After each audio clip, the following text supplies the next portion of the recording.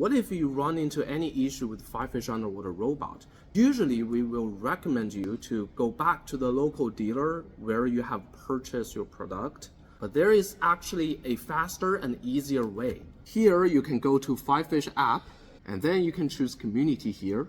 And if you go to my account, scroll here, you can see after service.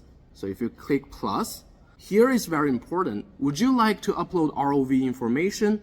I strongly recommend you say yes. And then you can describe what's wrong with the FIFISH. So let's say you can't get it connected.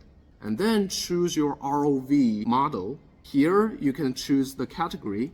And here choose the serial number. And then automatically it will match with all of your product ID. Remember to describe the details of what's wrong with your FIFISH robot.